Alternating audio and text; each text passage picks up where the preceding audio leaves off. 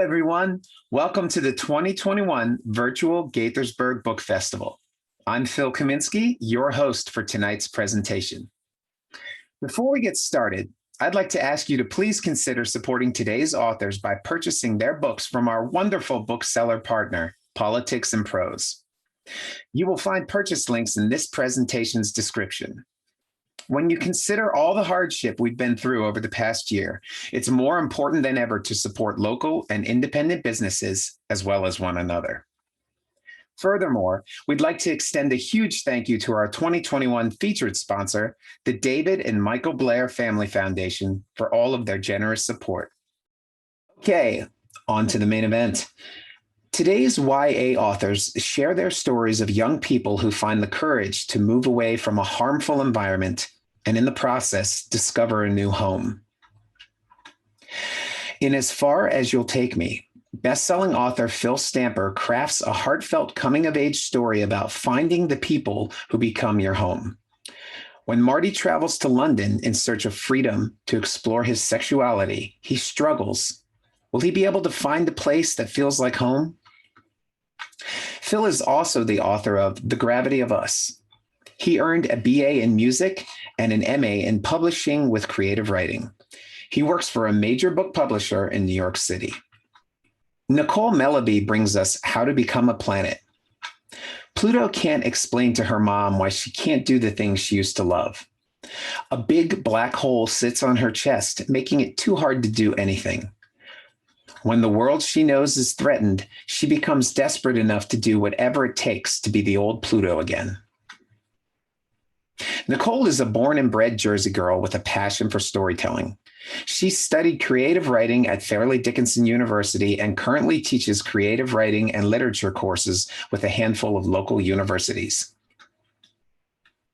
A moving story for anyone who's ever felt like they don't belong. Thanks a Lot, Universe, by Chad Lucas, tells the story of Brian and Ezra, who have to decide if they're willing to risk sharing parts of themselves that they'd rather hide. Chad has been in love with words since he attempted his first novel on a typewriter in the 6th grade. He has worked as a news reporter, communications advisor, freelance writer, part-time journalism instructor, and parenting columnist. He lives with his family near Halifax, Nova Scotia. Today's author panel is moderated by Leah Meadvin. Leah is a bookseller at Politics and Prose bookstore, specializing in children and teens books. She has facilitated the Teen Book Club and assisted in hosting author events. Leah has also worked as an educator. Welcome, everyone. Thanks so much, Phil. Thank you so much, everyone, for being here. Gaithersburg Book Festival putting this on. It's such an honor to be with you guys all virtually. I'm so excited to jump into this. Thanks. Hi, Phil and Chad, Nicole, everyone. Before we start, I thought run a show. We're going to have everyone share a little bit of their new books, and then we'll dive into our discussion. So maybe we'll go through the group. Everyone, hi. And maybe we'll start with Phil if you want to share first. Sure. All right. I am going to read actually just the first part of As Far As You'll Take Me, the first 5 minutes or less. I'm not sure exactly how far we'll go, but hopefully it'll be a really poignant stopping point. Okay, so chapter 1. As it turns out, I'm pretty good at lying. On paper, there's nothing about me that says I'd be a great liar. I follow whatever obscure rules have been set by fake authority figures. No running near the pool, turn off your phone in the theater. I won't even jaywalk. I was shoved into Christian youth groups for most of my upbringing, and while the Bible is pretty clear on what happens to liars. But maybe that's why I'm so good at it. I'm incognito. Why would Marty possibly lie? The answer, of course, is simple. I'm gay and I'm suffocating. I came to the realization about the former a long time ago, but the suffocating, that crept slowly into my chest, shortening my breaths until I realized I wasn't breathing at all. You're being melodramatic. Keeping one hand on the steering wheel, Megan flips her long hair out the car window so strands sway and tangle in the wind. She has a habit of doing that, the hair flip and the dismissal. Like my words don't matter, like my looming international trip is nothing. My flight leaves in 5 hours. I don't have a return ticket. My parents don't know I don't have a return ticket. I grip the ocean handle harder. I'm freaked. I can tell you're panting harder than we did that hot yoga class. God, don't remind me. You've got to believe me when I say this, Marty. You know I hate giving compliments, but this is just a fact. You are the most competent 17-year-old on the planet. Her voice puts me at ease. It's a suspended chord, unsettling at first, both soft and harsh, followed by a clear resolution that feels like home. I lift my double chocolate Oreo milkshake out of the cup holder and wipe the French fry crumbs off the bottom of the cup. These now ancient reminders of all the fast food adventures we've gone through in this car. Megan in the driver's seat, me the passenger. Always the passenger. I don't know how I could have prepared so much, yet still feel so unprepared, I say. It defies logic. I know it's partly because of Megan. We've got this yin-yang thing going on. She's so chill, it's like she's constantly high on pot, and I'm about as high-strung as Hilary Hahn, because she's a violinist, and violins are high-pitched and have strings, high-strung. Okay, never mind. You graduated early, she said. You saved money at that shit diner all year.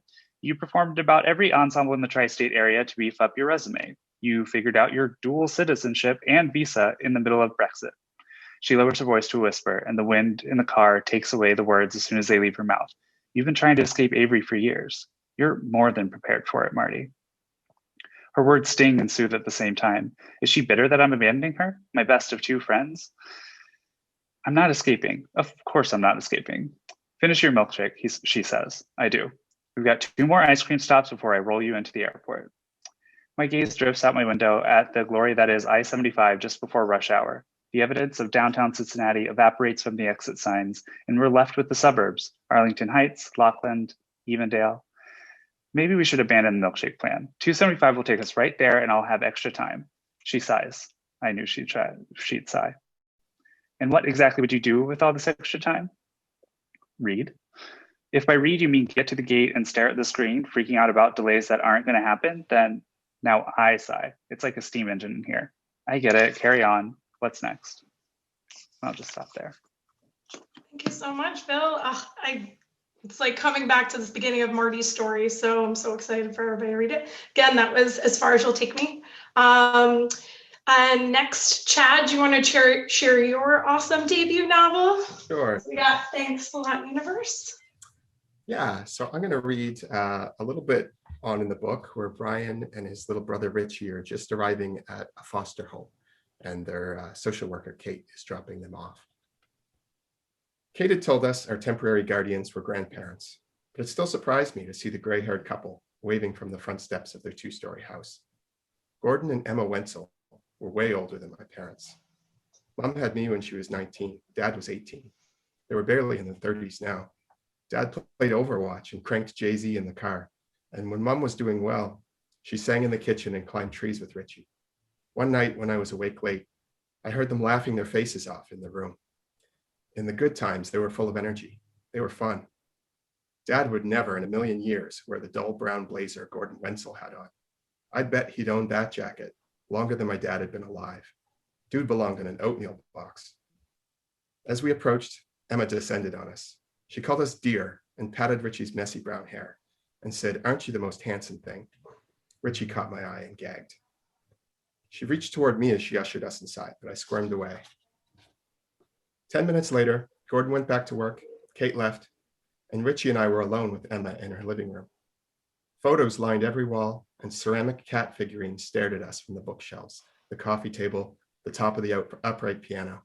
There had to be 50 at least. There was an entire life jammed into that room, a life that had nothing to do with me, and I wanted nothing to do with it. "Should we put your things in your room?" Emma said. "Maybe you'd like to relax first. Can I bring you some cookies? Would you like milk or apple juice? You're not allergic to milk, are you? Do you have any allergies I should know about?" Emma was a verbal avalanche. I could barely breathe. My face tingled. I caught Richie's eye, and he read my expression. "Get me away from this lady." "We'll go to our room now," he said. Emma clucked in sympathy. "Of course. You probably want to rest. You've been through a lot today, haven't you, poor dears?" She led us upstairs. Thankfully, my temporary bedroom was simpler than the rest of the house. The sky blue walls were mostly bare, and there were no cats in sight. "Brian will put you in here," Emma said. "Richie, you're next door." Richie didn't move. I'm staying with Brian. I stared at him in surprise. We hadn't shared a room since we'd moved out of a dingy apartment when I was 7. Emma frowned. Are you sure, dear? I thought you'd be more comfortable in your own space. No. Richie folded his arms. He blinked fast, suddenly fighting tears. Seeing him upset helped me find my voice. I rested my hands on his shoulders. It's okay. We can share the bed. Emma wavered. Well, if you're sure. We are. Richie straightened, satisfied he'd gotten his way. Can I have a cookie now? And can I watch TV? Mom lets me watch after school, and it's after school now. I suppose so, Emma said. I didn't follow them back downstairs. I curled into a ball on the bed, trying to ignore that the mattress was too squishy and it smelled old.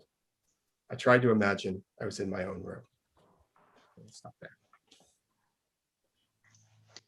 Thank you so much. Oh, another great teaser, 2 great stories. Got to hear a little bit about Ezra, and people will be excited to hear about Brian too.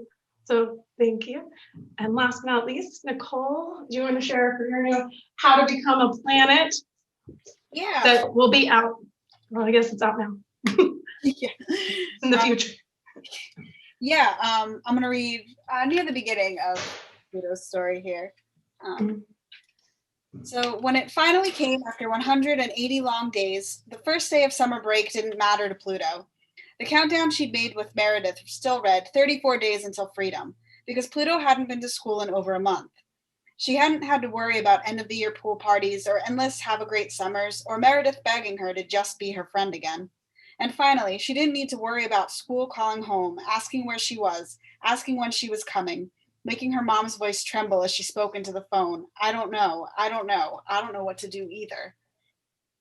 Instead, what Pluto did have to worry about was that her mom was already out of the shower, shuffling around in the bathroom they shared, nearly ready to start the day. The hall light was on, bleeding into Pluto's bedroom, making the thick purple curtains that blocked out the morning sun null and void.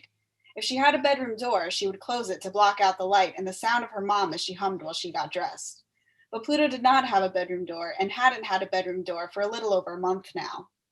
Her mom stuck her head in the doorway. Hey, shooting star, she said, words mumbled as she spoke around the toothbrush in her mouth. You're with me today, kid, so start making some moves. Pluto and her mom both knew she would not be making some moves. Pluto resented the fact that her mom even suggested it, that her mom went about her mornings as if nothing had changed inside Pluto, as if an endless month in bed could suddenly come to a stop without trouble. When she didn't move, Plu, I'm serious, as if that made a difference. Pluto was serious too. She needed to stay in bed under her thick purple blanket covered in little white stars. Her mom had picked out the bed set the moment Pluto outgrew the small wooden crib with the solar system mobile. The blanket was warm and it was soft, and it was not something she was willing that morning or any other to give up. The bed shifted as her mom climbed in, smelling like the Taylor Swift perfume Pluto had bought her for Christmas last year. Her mom's arms wrapped around Pluto's middle, holding her close against the scratchy fabric of one of the low-cut tops her mom always wore that Pluto hated.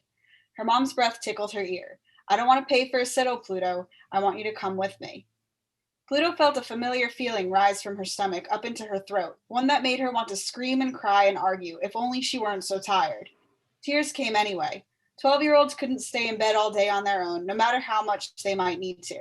If she was older, an adult, she would stay in bed and no one could force her to do anything, a fixed planet around which everything else moved while she ignored it. But for now, Pluto was the moon and her mom was the planet she was forced to orbit. So I'm going to stop there. Oh, thank you. Thank you guys all for sharing the beginning of all your characters' journeys. I hope that was a great teaser for all those that haven't read your books yet, but if you haven't, you should. So now let's dive in. Just like a fun kind of icebreaker question, just to start us off. In honor, I guess more so most with Phil's book, but all of your books kind of deal with journeys and finding a new home. So for fun, if you could live anywhere in the world and make a big change, despite everything, all the craziness going on, general, where would you want to live? Phil, if you want to start. Yeah, probably not surprising, but I would say London, which is where Marty ends up going to pursue his dream of being a professional musician. I lived there when I went to grad school, and it was only for a year, but we really got the most out of it while we were there. And it's such a cool city, and I fell in love with it. And I had no job and was in school and did not have the money to do all the fun things that I wanted to do. So then I'd go back and live in London and do it right this time. So that's my dream, is to go back and just live a nice London life for a little bit and pretend that I am British. That's my dream. Never been there, but definitely up there. Chad, where would you go? I got to spend a couple of months in Cape Town, South Africa, about 15 years ago, and it's just the most phenomenal city. It's gorgeous, and there's so much to do there. It's just so diverse. It's an amazing place. So I would happily go back to Cape Town in a heartbeat. Nicole, where would you get up and move to? Well, I'm such a Jersey girl that like I wouldn't want to leave. But I'm also a Jersey girl, so I really appreciate your book. But if I were to leave, I'd probably up and go to Amsterdam. I've been there a couple times now, but I went. The first time I went was while I was researching Van Gogh for my first book, Hurricane Season, and love it. Oh. I fell in love with Amsterdam, so that would probably be my after Jersey. Isn't it the dream that a lot of characters deal with so many different changes, and that's like the perfect change. But like, I wanted to dive in for the next one. If you guys want to share, whoever wants to go first, that they all deal with big changes that aren't necessarily their choice, but they all, or some of them from right, it is, but it kind of is spurned on their own. Can you speak on those characters' journey, and if there's anything personal that came from her, or what was the inspiration for that, where the characters came from? Chad, you want to go first? Sure. Yeah. So in this book, there's two main characters who are kind of each on their own journeys. Brian's is a little more outward. He goes through a family crisis and ends up in foster care. And then there's Ezra, who he's on the basketball team with Brian. They're both bench warmers. They spend most of the game sitting next to each other on the bench.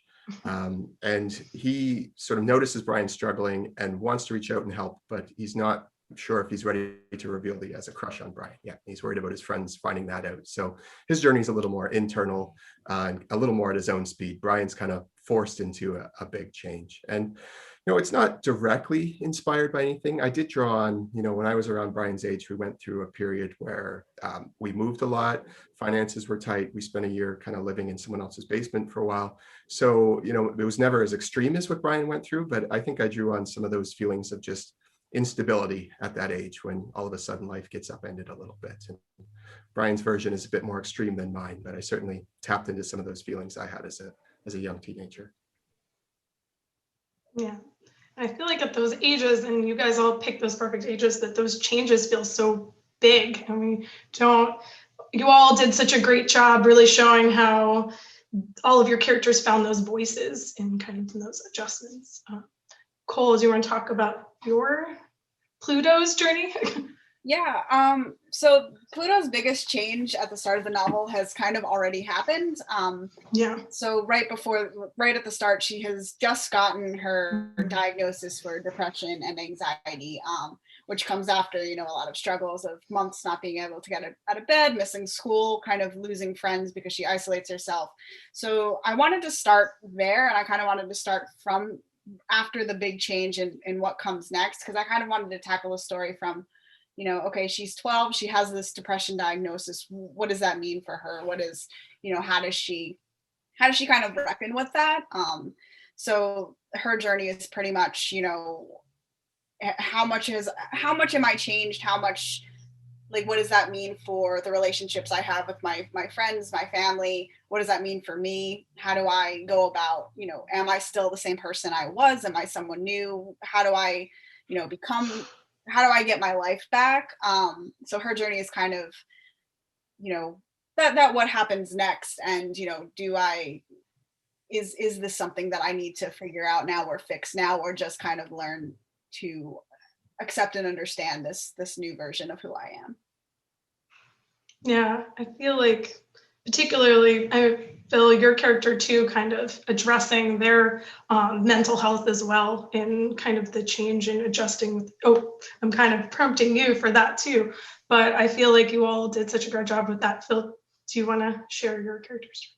Yeah, I mean, this is such a character-focused journey. I think compared to my first book, which was so plot-heavy and setting-heavy, that this was like, even though it's set in London, which is like beautiful, and they go travel and it's wonderful, it's so focused on Marty's journey, Marty's experience of becoming who he thinks he wants to be, and then deciding that maybe that's not who he wants to be, and making mistakes and learning, as we all do as we're growing up. But I mean, it's kind of funny because it's like, to your very first point when you asked this question, is it his choice to go? Because like essentially, yes, like he makes that decision. Like it is definitely like, I want to move to London because I feel accepted there, whatever. But I really wanted to paint it kind of how I felt when I went to college, which was, I need to get out. Like, I know this isn't everyone's experience with being queer, but my experience with being queer was, I'm in an unwelcome environment. I need to get out of here and let other people kind of figure out their own stuff while I'm gone, while I go live my life and be the person that I've always kind of wanted to be. And so that's why from the very first page, when I wrote the lines, I'm gay and I'm suffocating, which I read aloud, like that feeling was really what drove his story. So for him, like, yes, it was a choice, but for him, this entire journey was because he had to get out. Like in his mind, he really did have to go out.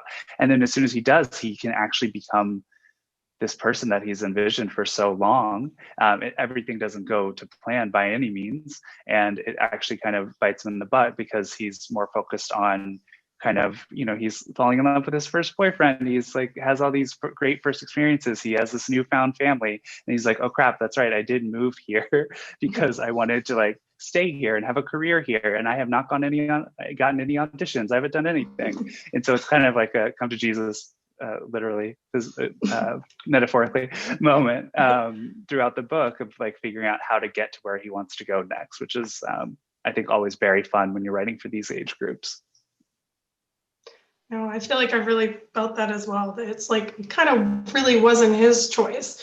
And he kind of found, and that kind of goes back when I was going to go into this whole idea of them finding their new home, that I wanted you guys each speak on next of, I feel like each of your books really kind of have such supportive characters that almost become your main character's new homes, or those safe spaces that they're able to kind of flourish and find themselves again, or at least the best parts of themselves. Do you each want to speak on maybe the favorite friend or character that you had writing?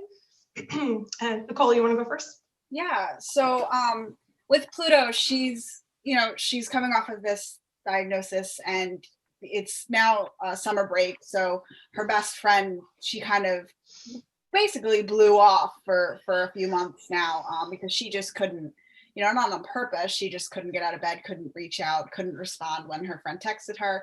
Her friend doesn't, her best friend didn't really understand what was going on. So, at the start of this book, it's summer break, and she's pretty lonely because she has isolated herself. And that's when she meets Fallon, and Fallon kind of inserts herself in Pluto's life, because Fallon realizes that Pluto has this checklist that she's like, okay, if I can do this, this, this, and this, maybe I'll be myself again and I'll feel like myself again. And Fallon sees that and is like, if I help you with your list, will you help me with mine? Because Fallon, is going through, throughout the book, it's very, very early stages. So she still uses she, her, and, she's kind of just exploring her gender identity. But for Fallon, while she's exploring this, it's something that she and Pluto kind of connect with. Like, who I am, I want to figure out who I should be, or who I'm meant to be.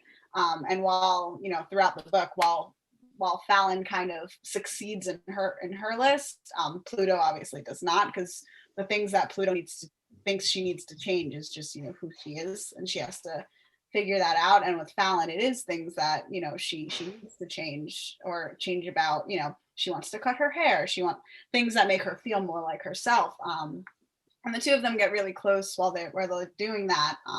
And it's really Fallon's support throughout the summer that kind of helps Pluto start, engaging more and start really thinking about who, these things about herself and how she, she still can make friends, with depression, and she can still be close with someone, regardless of depression. So Fallon's a huge point of helping Pluto kind of accept her new normal. I love Fallon so much. So great reading. Chad, do you want to share about your favorite character or that kind of journey with their friendship? Well, you do have two main ones who I love so much, but particularly is it Ezra that has that great kind of group chat too. So. Yeah, it was fun. Brian's more of he deals with a lot of social anxiety. He's a bit more of a loner, and Ezra has friends who he just texts the most ridiculous things to, as 13-year-old boys tends to do. They will say, like, they'll come up with the most useless superpowers, or just random jokes to each other. So yeah, I really enjoyed those characters. Kevin and Ty are kind of Ezra's closest friends, and they even later in the book, when Ezra is trying to decide, if he's willing to come out to them, they just turn it into a lot of joking with him, and they're making up code words for him so we can talk about boys. And so it was fun to have really supportive characters who, that's every kid, I think, worries about, how are my friends going to see me if they find out I'm different than what they thought I was. So it was fun to have these characters who just kind of roll with it and are really supportive. I think every middle grader needs people like that in their lives.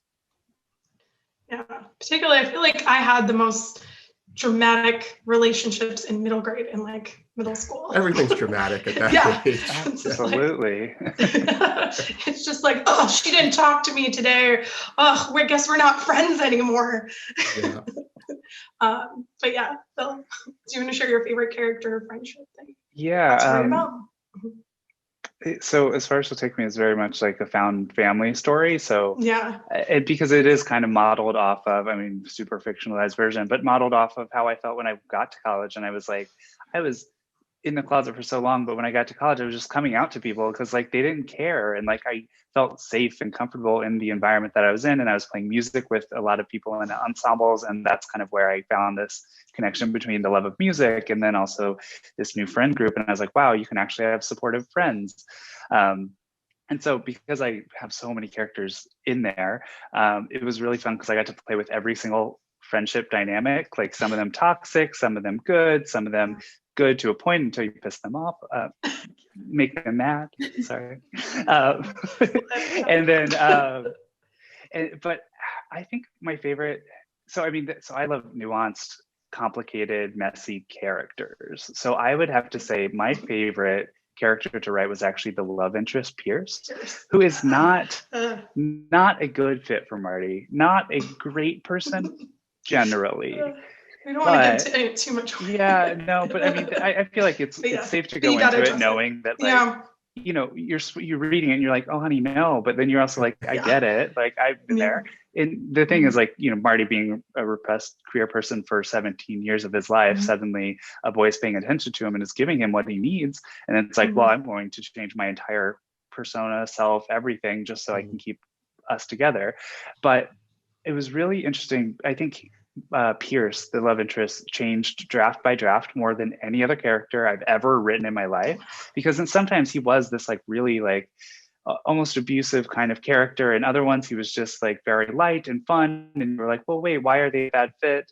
And then I really had to balance it to make it clear that it's not every friendship relationship is going to be the one that lasts and stays with you forever, but you can still learn a lot from them. You're not wasting time being friends with someone, getting to know someone, dating someone, and it always feels like you're investing so much of yourself in this and you'll never move on. But I think with him, I really wanted to show that he's probably he's not a great guy, but he's not the worst. But we all fall for people who are not great. So I really want, especially when we're 18 and confused. So I really wanted to show that. No, I think he was such a great nuanced character. So it was so much fun to read because you fall in love and then you're like, maybe it isn't the healthiest relationship. Well, he's a charming British man. Yeah. I mean, like, he so says the come on. accent. Yeah. How can you resist an accent? Exactly. I know. I think you even said that. You're like, can't resist the accent. Which kind of like, it's so true what you're saying about, being repressed and you finally have, you get attention. I remember, finally coming into my own, and any woman who had any attention was like the new love of my life. So it's completely relatable. Absolutely. Yeah. It's like, go to the drive. You just want to be seen, and then you're like, oh, well, maybe I should. Yeah, I was there. Which kind of goes into my next question, because I feel like I want to ask, I said a lot of the supportive characters, and you were a great segue, Phil, for talking about, you all have really touched upon moments, particularly in your teens, of like sometimes more toxic friendships that you don't really realize that you kind of become almost dependent. And do you guys have any advice that you found maybe while writing it, or that you wanted to say through your books about being able to really use your voice and maybe address those kind of maybe not as healthy relationships, even if you don't realize it? Who wants to go first? Yeah, I'll go first. I mean, so there's a toxic friendship element to my book, and it was very much based on things that have happened to me, people who have been in my life that, I think when you are in such a small circle, you're only out to a few people, and this isn't everyone's experience, but if you're only out to like 3 people and that's your whole world and they're protecting your entire identity, it means that like you will also make excuses for them. You won't see that even if they are a toxic friend and they're domineering and they're pushing you into uncomfortable positions, you'll go along with it because first of all, you've probably always been friends with them. Second of all, they know more about you than anyone else in the world. And so it's a really uncomfortable dynamic. And so when Marty goes and has his experience, he's kind of taken out of this friendship that he has that is like super best friends, like joined at the hip. And then that upsets the person that gets left behind. And then retaliation kind of happens from that, which I won't go into too many big spoilers there, but there are plenty of toxic relationships that come into our lives. And I don't think there's any like message that I'm saying other than like, don't beat yourself up for it, because toxic people are always going to be toxic no matter who they pulled into their sphere. And you might be a more vulnerable person because of who you are or because your experiences, and that's okay. Like, that's not a bad thing, but it is something that I want people to be aware of and to be like, oh, wow, that is something that is, maybe happening to me right now. And I think awareness is kind of the first step, because then you can actually say, okay, should I start distancing myself? Should I, protect myself? And it's such a challenge to even talk about those kind of relationships in a book, especially when it's like a sub friendship, from the past. They're not even on the page that long together. And so it's really hard to do that, but I really wanted that element in there because it's such, I think we have all had friends who kind of betray us a little bit in some way. And I think that we need to talk about it because it's sad, but it's inevitable sometimes. Yeah, thank you. No, that's something that took me a while to really kind of come to terms to. Chad, do you want to talk? I feel like from yours too, I saw that a lot with like Kobe. Yeah. If you want to speak on. Sure. So Ezra has this friend Colby, and they've been best friends, coming up through elementary school. And as happens so much at that age, they get to junior high and they start sort of taking divergent paths. And yeah, Ezra's, wanting to hang on to this relationship, but, he's starting to notice things too. Ezra's Black, and Colby will sometimes say things that just are microaggressions, basically. And Ezra's, kind of letting them slide or turning them into jokes, as kids often do, because they don't want to rock the boat. And so, he eventually has to decide. And Colby kind of starts befriending this kid who's also picking on Brian. So as Ezra's getting closer to Brian, he has to decide, I've got to do something here. If I want to be friends with Brian, if I want to stand up for Brian, I have to make a decision in my friend choices. And sometimes, kids get in that situation, right? You get groups start to polarize or cliques form, and you're sort of forced to sometimes pick in ways that are unhealthy, but sometimes you also have to stand up when things aren't right and make those choices and not just let things slide. So Ezra finds himself in that situation a little bit in this book. And Nicole, do you want to speak on any of the changes in your friendships and maybe some of the ones that you addressed, like with Meredith? Yeah. I just thought you were so great in how you kind of capture that moment of addressing the cheese. But yeah. So with Pluto, it's not really a toxic thing. More changes and communication barriers. So, her friend Meredith, who they were best friends for years and years and years, and now Pluto's not reaching out, not returning texts, not coming to school, not explaining why any of this is happening. And so Meredith, of course, is upset and mad and kind of, when she does see Pluto over the summer, she kind of, is like, I'm mad at you. I don't know why are we, you're not my friend if you're not my friend, sort of thing. Meanwhile, Pluto just isn't equipped yet to have those conversations with Meredith at the start here. She's struggling. She's just coming to terms with her diagnosis. So, I don't think either one of them are really in the wrong here. They just have to figure out how to get over those barriers. And I think, my advice there would just be, just be gentle with one another and try to listen to one another and give each other time and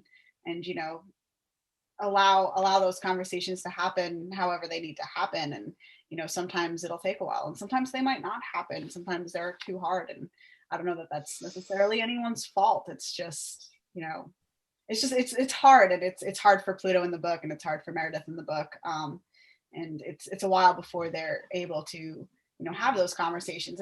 It's a while before Pluto can recognize that I need to reach out and have that conversation with her. So. I love this. Like, I love situations where it's like neither side is wrong, but bad things are kind of happening to both. It's like, I think one of the great things that we can do as authors is show nuanced situations, because especially I think in this time we don't get a lot of nuance in the news articles we read or the tweets we see, and that's just how the world is now, and that's totally fine. But I think novels are kind of where you get to do that, and you get to show like, this person A is not a bad person. It's just not a good fit because of this, and there's miscommunications, and I think it's so easy to fall into those traps of like, oh well, person X is the villain. It's like, well, are they really, or is it just a misunderstanding? No, exactly. Yeah, and I think that's really important at this age too, right? Where, we talked about earlier, middle school, high school, it can be so, you either, as you said, Nicole, you're either my friend or you're not my friend. It can be that cut and dried, but, having that grace for each other is really important. I love that. And I think that's a good segue into, I feel like what I got from a lot of books too is just like realizing the humanity in others, and that particularly with your parental characters too, that we all kind of go on this journey of when we realize our parents are like real people and they have flaws, and you have those moments where you really see them and they have to see who you are too. Does anybody want to speak on that and that process of how you presented your the different various parents in your book? Because I feel like really kind of shown through in all of them. I can jump in there too. So Pluto's mom, what I really wanted to do with her is I wanted to show, she's really supportive. She wants to help so badly. She really, really tries really hard and almost too hard. And she makes a lot of mistakes because of that. And, for me and for, to show that for Pluto, it was for her kind of understanding, my mom loves me. My mom really wants to help, but she is driving me nuts. Like, she's making things worse in some situations. And that's another thing where, they needed to eventually figure out how to have those conversations about that, and about, for Pluto's mom, it's all about keeping Pluto safe. And she almost has to reckon with the same sort of things that Pluto does, where Pluto, is, I want to be who I used to be. And Pluto's mom, on some level is, I want my kid back, my sweet kid who isn't, how do we get over this? And, she says a lot of the right things, and she, at the heart, she's a great mom. It's just, there's things that they need to figure out, so that these mistakes don't happen. And I think it's a big moment, like you said, for Pluto, who realizes, my mom's human. She doesn't know all the answers here any more than I do. She's kind of figuring this out as we go along too. And it's a big moment for them at the end when they kind of figure out how to get on the same page, at least with dealing with this, and starting to have those conversations. It's the same thing, I think, when it comes to Pluto and Meredith, where it's these barriers that they too need to figure out how to get over, because no one, there's no rule book or no guide to how to deal with this for either of them. Oh, yeah, I really got that. Chad or Phil, who wants to share about your parents? And I feel like you both had such great moments. Phil, do you want to share? Especially at the end, I was gonna quote it later, but just the part with the aunt and that quote at the end just really hit me so hard. So yeah, so it's interesting because there are a lot of kind of pitfalls writing kind of quasi-homophobic parents, or people who kind of let religion get in the way of loving their kid. And that's what happens in this story. And that's why he feels he needs to escape, because he really just doesn't have the support system at home.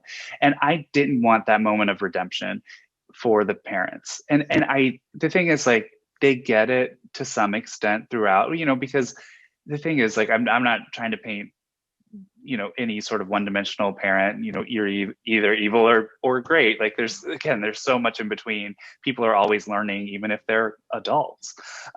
So I show that journey, but I really made sure that was in the background, because this is Marty's story. He can go 3 weeks and not talk to his parents, which is like, he's never been able to do that before. And that's a great feeling. And he's like, oh crap, I need to call them. I know I need to call them. But then he starts to dread it, because he's like, they're going to lecture me that I'm not going to church. They're going to do all this, and they're not supporting me, even though they are doing the work behind the scenes, as the reader sees. But he doesn't necessarily see that. But he was able to kind of find a new parent in his aunt Leah, who's the one who kind of takes him in, unknowingly taking him in forever, but taking him in for the summer program that he's not actually a part of. And so she is actually there to be the support. And I'm not sure which line exactly you're referencing, but I feel like she has a few like really good moments where she's like making it very clear that it's like, obviously you are not in an ideal environment right now, but like, I am here for you. You have family. We will get through this, but we also have to be honest with your mom. We also have to like bring them in, and like you have that safe space now. Like, you are protected, and that's all Marty wanted, was to feel safe and protected and loved. And he can get that in multiple ways through the story, through multiple parents. No, I really love that. And Chad, do you want to share? Yeah, I mean, in my book, this is a big thing for Brian. Yeah. The story kind of, the plot, I guess, really kicks off when on Brian's 13th birthday, when things just completely fall apart. His dad's in trouble with the law, and his mom is struggling with her mental health and reacts very badly when his dad gets in trouble. And Brian just ends up his family basically is in crisis, and he and his brother end up in foster care. So, for Brian, he reaches a point where he has to come to terms with, his relationship with his parents is never going to be the same as it was. Sort of there's before, he talks about life sort of before and life part two, after this happens. And it's a hard place to be in as a kid, realizing that, your parents are supposed to, take care of you, provide a safe place for you. And sometimes they're just not able to do that. It doesn't mean that they don't love you. It's just circumstances, it's their own stuff. And so it really changes his relationship with his parents. And, they have to work through that. He has to work through that, but his parents do too. And they have some conversations, some hard conversations later in the book as well. And they realize that, they have to change some things, even in terms of the way that they've been treating Brian or talking to Brian, particularly with his dad. His dad is sort of a tough guy. This is how you do it. You just suck it up and Brian, that just doesn't work for Brian. He's a kid with a lot of anxiety, and so their relationship has to change, and his dad has to bend a little bit too. And again, it doesn't, as Phil was saying, it doesn't come to sort of a neat and tidy resolution at the end of the book. But you see that Brian's trying, but his parents have to try too, and put in some work on their own. Oh yeah, it's really good. So yeah, thank you all so much. I feel like I've been hitting a lot heavier stuff, so I'm going to change gears a little bit.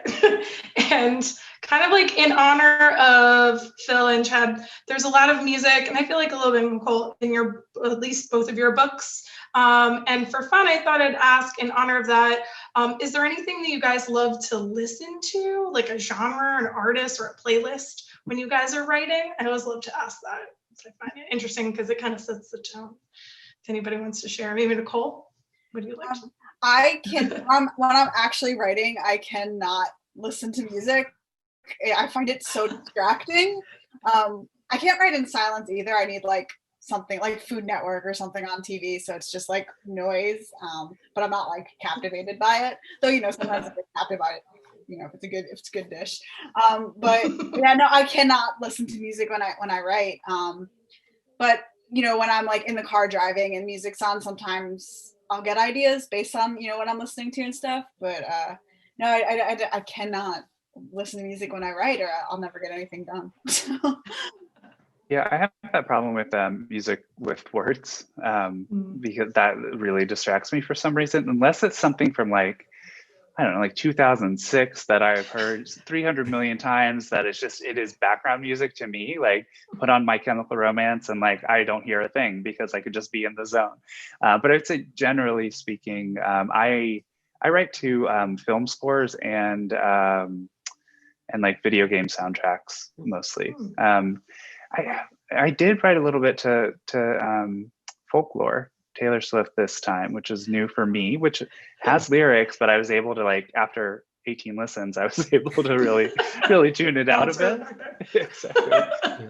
So I guess it changes with every book just based on how I'm feeling and what I'm listening to. But I would say my mainstay is definitely video game music or movie scores.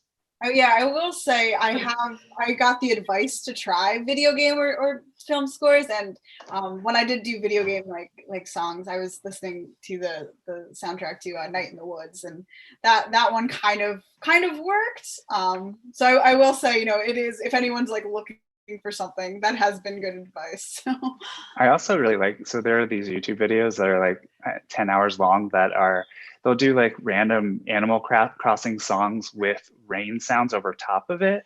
And I really like that, like the mix for some reason, like really, it's just a like vibe. Like it's just like a total mood that you are in. So if you're like writing a sad scene, you want the rain, you want sleepy time, whatever. Like it's actually really fun to pick one out and be like, oh, I think I could write to this. And then 3 hours later, you're like, whoa, this is still going. I'm a lot like Phil in that lyrics I find distracting. So I listen to a lot of electronic music when I'm writing, actually, like Fortet or Aphex Twin and people like that. Sometimes a little bit of jazz. Can't be super complicated jazz. Like if people are just like wild soloing, then that kind of distracts me as well. But yeah, I do a lot of that. And then Bon Iver, he's someone too who I've listened to a million times, and I have no idea what he's actually singing about. He always sings in like this high falsetto and really abstract lyrics, so I can just tune those out. But yeah, I'm the same, more instrumental. But I like a beat. I find it's got to have drums for me. I love that. Well, that kind of goes into setting the mood. Did you each have a favorite scene that was your favorite to write, or one that maybe was the hardest for you to write? Ooh, I'll go first. Okay. If I have one prepared, because it was so surprising. It was I think the last scene that I wrote in this entire book, because revisions are just random, I guess. Essentially, when you kind of fit things in the middle, there's a scene pretty early on where Marty is in London and he is in the practice room at the conservatory that he's like pretending to go to school at, but his friends go there, so he's able to kind of play in the practice room, and he's like kind of slowly putting together his instrument. He's reflecting. It's the first time he really gets to breathe since moving there, and he gets to kind of do his warm-ups, play his normal audition pieces, and he just gets back into the rhythm of it. And I was able in that scene to really connect that for Marty, for someone who was like raised very religious all through his life, in a way, he's kind of been able to replace religion with music. And it's the rituals that he goes through when he's piecing together his oboe, when he's going through his warm-ups. It's the music, it's the sounds, like just everything about music feels like a religious experience to me. And that's, you know, I'm someone who's just has kind of been missing that religious experience since I, you know, turned 18 and stopped going to church. And so it was really interesting for me to like make that parallel, because I had never really done it before. And I guess you could do that for really any of the arts. And I think that was something that it was something that's probably not anyone else's favorite scenes, and that's totally fine, but it's such a grounding scene for the main character. And it expressed the thing that I wanted to say the most, I think, with this book, is that we all have our coping mechanisms. We all have our different things to turn to. And I get to establish it early on so that throughout the rest of the book, whenever you see him dealing with his oboe or playing music, you know that he's going right back to that same kind of experience, that feeling. And so that's always been my favorite scene to talk about, even though it was the very last scene that I wrote. I love that. A little more time, so I'm going to give everybody another moment to share their favorite. So Chad, what was your hardest or favorite scene to write about? Sure. Well, just, you know, someone who grew up going to church and also plays an instrument, I relate to that so much, you know, that feeling. So for me, one of my favorites actually was the scene where, and this is a little bit of a spoiler, but where Ezra comes out to his friends, and it starts off, you know, he's very nervous, obviously, but they just evolve into jokes really fast. And I have this page of like 13-year-olds just making the most ridiculous jokes. Like they're coming up with code words based on foods. And Ezra's like, potato is the most heterosexual vegetable, and like just ridiculous things that the teenagers would say. And you know, this one was the one for me. I'm like, I don't know if an editor is going to let me keep this. It's just like a page and a half of just jokes. And it was also the one that, you know, I have kids, and, you know, they're at typical teenagers. They're not like, Dad, this is amazing. You know, they're just kind of really low key about stuff. But this is the scene that I caught them like actually repeating some of my jokes to each other and laughing about them. So that's what told me, like, oh yeah, I nailed the humor in this scene. If my kids are repeating it, then they're good jokes. So yeah, that was one of my favorites. Oh, love it. And Nicole?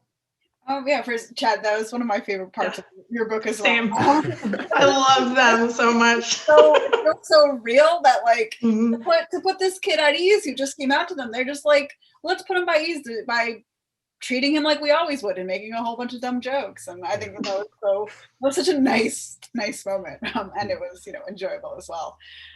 For me, my favorite part probably to write was so for Pluto, you know, she ends up with a crush on Fallon, but it's not something that, like, Pluto never comes out. She never really has a moment of, oh, do I like, you know, am I queer? She just kind of slowly and naturally develops this crush on her new friend, on Fallon. And this is a bit of a spoiler, but one of my favorites to write was when Fallon, you know, basically asked, like, oh, can I kiss you? Like, can I, you know, and Pluto's like, oh yeah, like, you know, like, yeah. And it's just this sweet little, you know, moment between the two of them that was a lot of fun to write, because it was just so simple and natural, and it just felt right for them. And then, you know, shortly after, Pluto tells her mom, like, oh, Fallon kissed me. And her mom kind of pauses for a second, like, oh, like it's fine, and she's fine. But she has that moment where she just doesn't say anything right away. And Pluto's like, oh, she asked first. So it's, you know, that moment of, like, no, like, it was okay, she asked, like, it's but like, it's just, you know, all these sweet little moments. You know, it's such a heavy book otherwise, with Pluto and her mental illness and her struggling and her relationship, you know, with her parents and her friends, but the fact that, you know, this was the lighthearted moment for her, that was really, really fun for me to write, to let that be something that wasn't so serious. Oh, I really feel that scene. Yeah, thank you all so much. I think we have to start wrapping up, but before we do, all of your books, thank you so much for bringing them to readers, because I hope that readers will some will see themselves in them and the experiences that they're going through, and also be able to build empathy as well. So before we wrap up, is there any last words or advice or takeaways that you'd like from your books before we say our goodbye? Phil, if you want to go first. No. I don't know. I don't know. Read and find out. Yeah. tell me what you come away with, because I'll be honest, I drafted this before I drafted my debut novel, so it's been a good like 6.5 years. So I think there are plenty of messages in there. I think everyone comes out with something a little different, and I think that's totally fine. But it's all about hope and your journey and finding yourself. And as cliche as that sounds, that is what being a teen is about. So like, I hope everyone can take a little bit from that.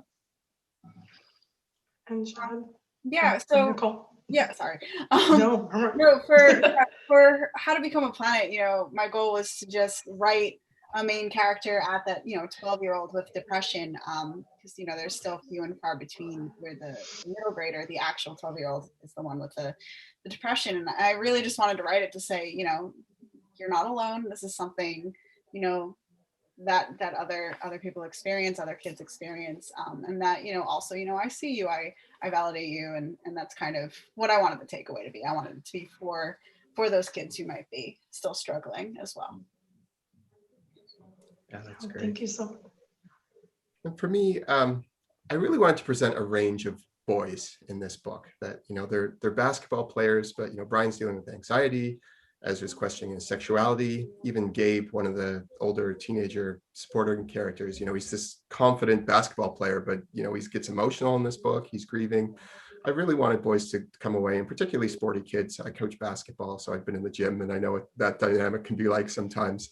That it's okay to be a range of things. You don't have to be a certain way. As a boy, you can wrestle with your mental health or your sexuality or whatever. You don't have to fit sort of a certain jock kind of stereotype or anything like that. So that was really important for me to show in this book.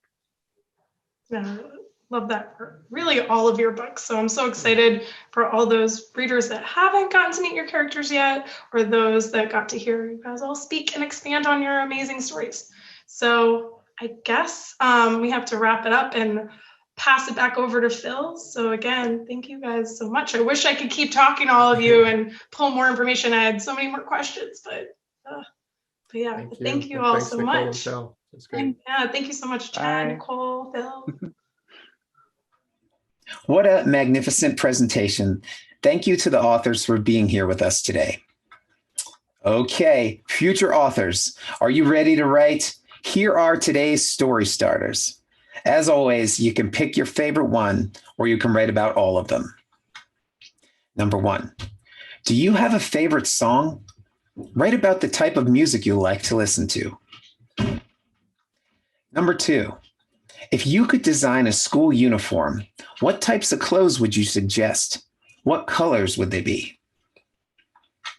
Number 3, what is your favorite holiday and why?